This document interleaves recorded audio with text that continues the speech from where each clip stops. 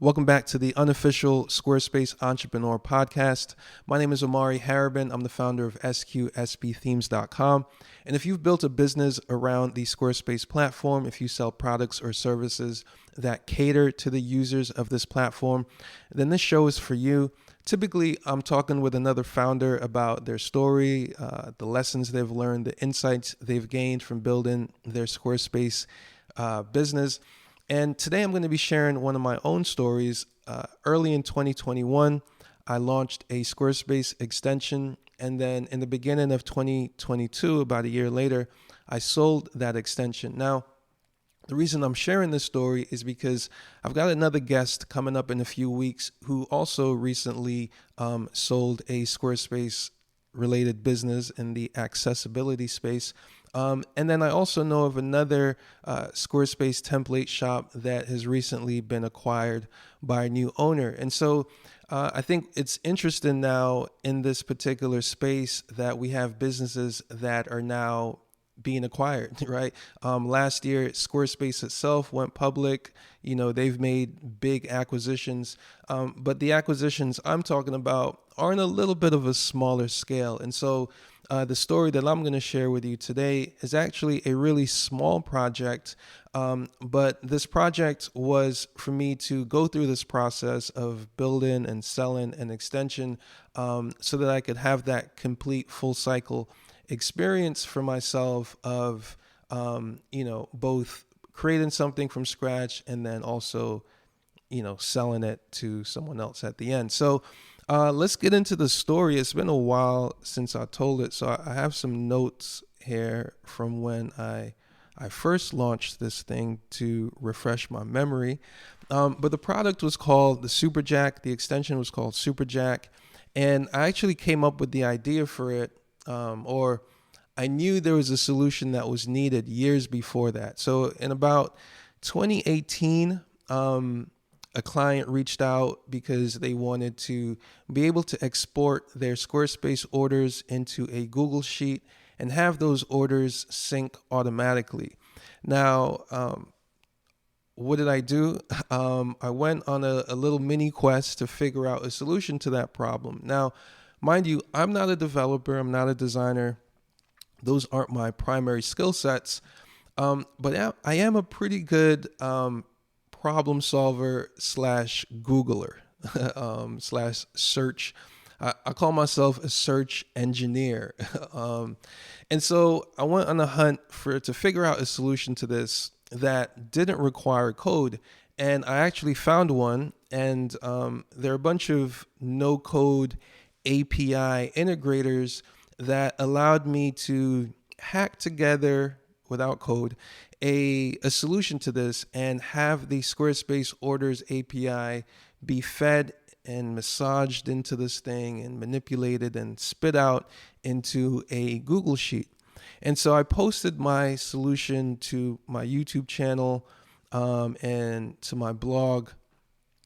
And the API integrator that I used, they had a referral program as well where I would get a small commission. It was actually an Amazon gift card for the first 5 referrals, and then that was it. And so after about a month or two, I had gotten those 5 referrals based off of people watching the video, needing the same solution, and then, following the steps that I laid out.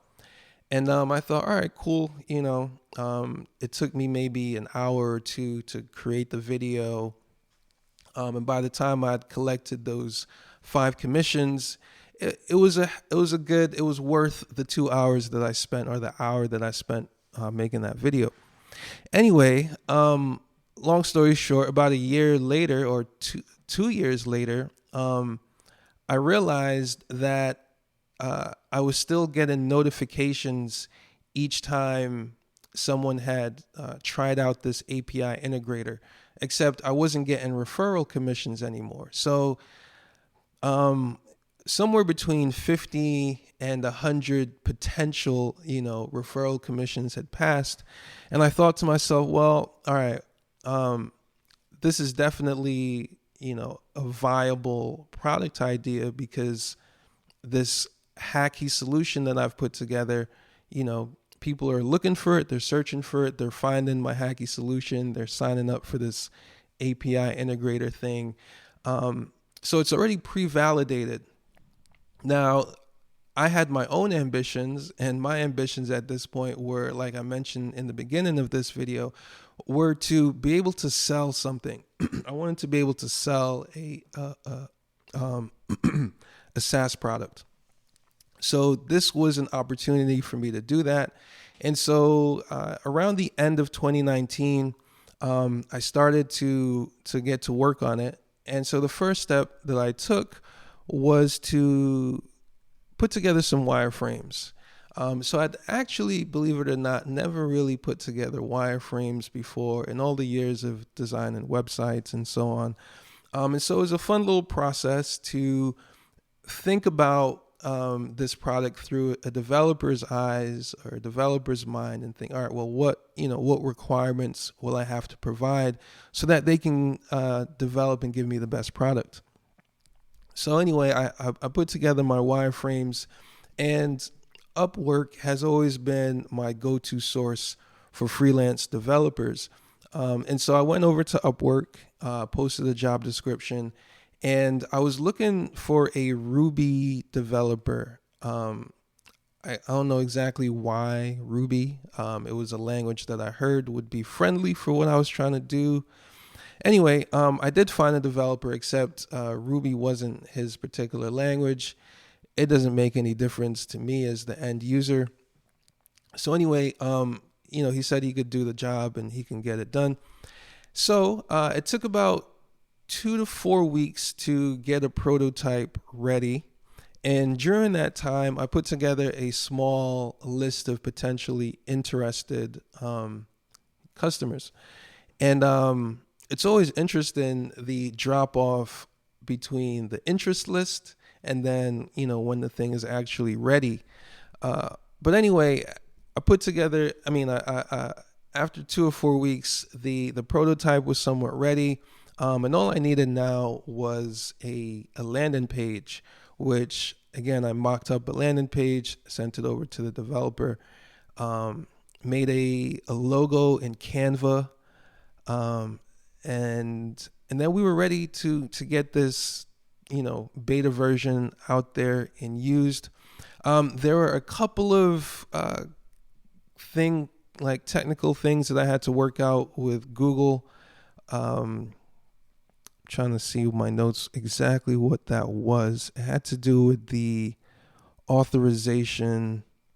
I don't remember, but I had to work out some stuff. Once that was squared away, the app was live, it was launched, and I announced it to that interest list. And like I said, there was a drop off in terms of people who were interested and then those who actually tried it out. But within the first month of launching, I got 10 users, and I was happy with that. And so now the path was laid where, now I had to grow this thing and maintain it and to support it. And I hadn't really thought that part all the way through. So I didn't have the best relationship with the developer in terms of, how to go about supporting and maintaining this thing long term.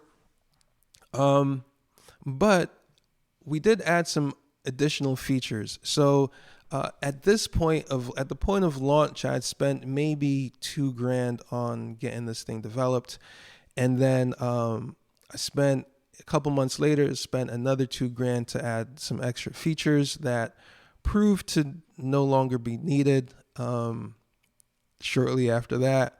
But anyway, between launching the product and maybe 5 or 6 months down the road, I realized that I didn't have the bandwidth to keep marketing it and to, keep adding features and to keep supporting it. And so about 6 months in, I actually listed it for sale on a marketplace called Micro Acquire. And I didn't get any interested buyers until I think January 2022. So I think I listed it September 2021. And then beginning of this year, 2022, I started to get some interested buyers. And in order to get those interested buyers, I had to drop my selling price.